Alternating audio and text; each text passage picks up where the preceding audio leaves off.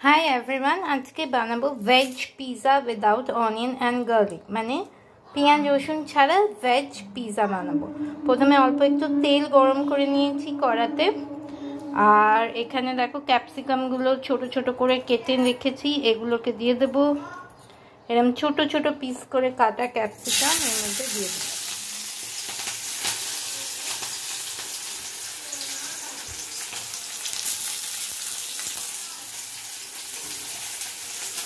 এগুলো দিয়ে দেওয়া হলো। এরপর আমি যেটা দেব সেটা হচ্ছে এটার মধ্যে পনির আর ক্যাপসিকাম আর মোটা লঙ্কা আমি পেস্ট করে সঙ্গে গুঁড়ো জিরে গুঁড়ো ধনে আর নুন মিষ্টি দিয়ে পেস্টটা অলরেডি বানিয়ে রেখেছি। কেউ চাইলে এর মধ্যে টক দইও দিতে পারো।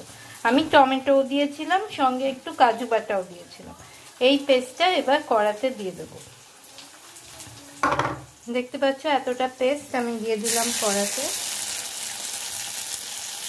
অল্প একটু নেড়ে দেব। আমি যেহেতু বেশি পিৎজা বানাবো না জাস্ট একটা পিৎজা তো তার মতোই আমি ফিলিংটা তৈরি করছি। আর এর সঙ্গে অবভিয়াসলি দেব যেটা সেটা হচ্ছে চিজ আর বাটার। তোমরা চাইলে বাটারেও জিনিসটা ভাজতে পারো, আমি ভাজলাম না বিকজ তেলেও ভালোই হয় খেতে।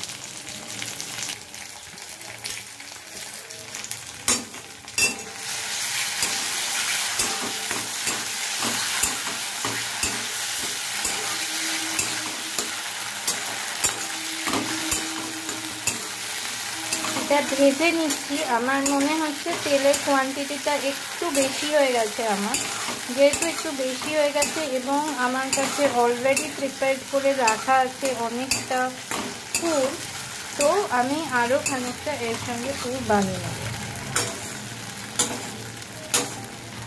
এরকম তোমাদেরও বেশি হতে পারে, তোমরা তেলটাকে সেকে তুলে নিতে পারো, যেটা আমি তুললাম না বিকজ আমি বাসি তেলটা খেতে পছন্দ করি না, তো তাই জন্য আমি আর একটু পুর এর সঙ্গে অ্যাড করে নিলাম যেহেতু আমার কাছে এক্সেস পুর অ্যাভেলেবল আছে।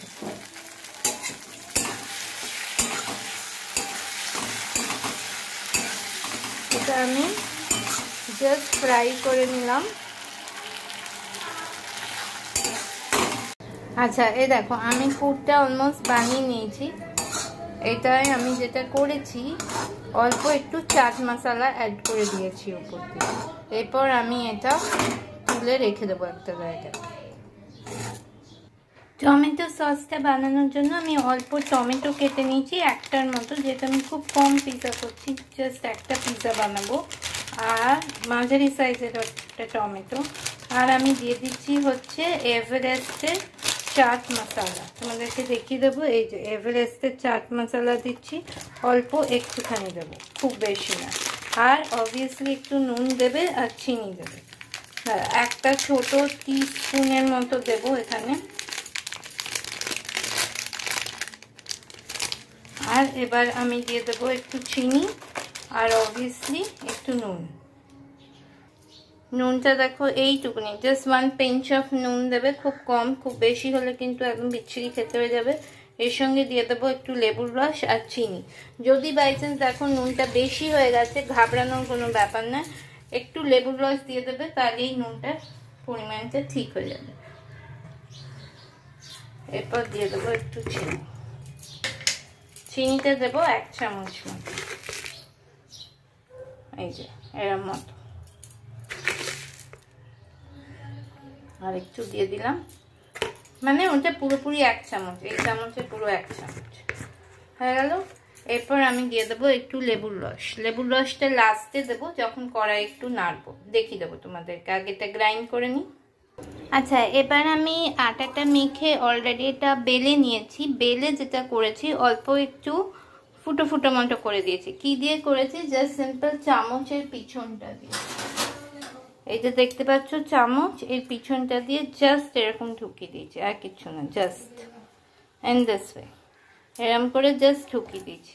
এরপর যেটা করেছি দেখো অলরেডি আমি মানে সসটা প্রায় হয়ে এসছে, এরকম যখন একটু গাঢ় গাঢ় হয়ে যাবে দেখো অল্প আমার একটু গোটা গোটাও আছে। ঠিক এরকম মুহূর্তে আমি যেটা করব, লেবুর রসটা দিয়ে গ্যাসটা অফ করে দেবো। এগুলো অবভিয়াসলি আমি ছেঁচে নেব ভালো করে, এইভাবে ছেঁচে নিয়ে আমি লেবুর রসটা দিয়ে এটা অফ করে দেবো। এ দেখো লেবুটা বেশি না, এরম এক ফালি লেবু নিয়ে এটাকে ভালো করে মিক্স করে নেব।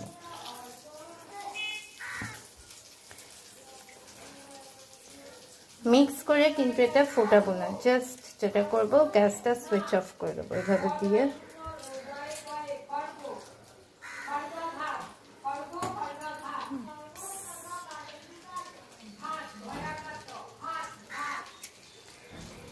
ভালো করে দিয়ে তারপর আমি এটা তুলে নেব, সরি সুইচ অফ করে দেব। সুইচ অফ হয়ে গেল। এইদিকে দেখো আমি তাওয়ার মধ্যে মাখন দিয়ে রেখেছি, যেটা করব এটা প্রথমে সেঁকে আর ভেজে নেব। এটা এর মধ্যে দিয়ে দেব। এবার একটুক্ষণ এটাকে অ্যাজ ইট ইজ ছেড়ে দেব। হয়ে গেলে আমি এটা উল্টে দেব। এই দেখো এটা অলরেডি হয়ে গেছে। আমি ডাবল চিজ পনির পিৎজা বানিয়ে ফেলেছি। এটা পনিরের মানে পুরটা দেওয়া আছে, অল স্টাফিংটা দেওয়া আছে, আর এগুলো পিৎজা হয়ে গেল। এর ওপর আমি যেটা করব অল্প একটু সস দিয়ে দেবো, সসটা একটু বেশি করে, বিকজ আমার ছেলে যেহেতু খেতে ভালোবাসে। আচ্ছা, এটা বাটার পিৎজাও বলতে পারো, বিকজ পিৎজাটা পুরো বাটারে করা হয়েছে। এরপর আমি কি করব, এর মধ্যে চিজটা ভাগ করে দিয়ে দেবো, সেটাও তোমাদের দেখিয়ে দিচ্ছি। হ্যাঁ দেখো আমাদের পিৎজা তৈরি। উপর থেকে চিজটা দিয়ে দিয়েছি ট্রায়াঙ্গুলার শেপে কেটে, স্লাইস চিজ, আর সঙ্গে পিৎজা তৈরি। তো হোমমেড পনির, ডাবল ডেকার পনির বাটার চিজ পিৎজা তৈরি। প্লিজ আমার চ্যানেলটা সাবস্ক্রাইব করে দিও। যদি রেসিপিটা খেয়ে ভালো লাগে তাহলে অবভিয়াসলি একটা লাইক বাটন প্রেস করে দিও, অ্যান্ড বেল আইকনটা প্রেস করতে ভুলো না, তাহলে আমি যখনই কোনো ভিডিও আপলোড করব তোমরা আমার ভিডিওটা পেয়ে যাবে। That's it, bye everyone, and thank you.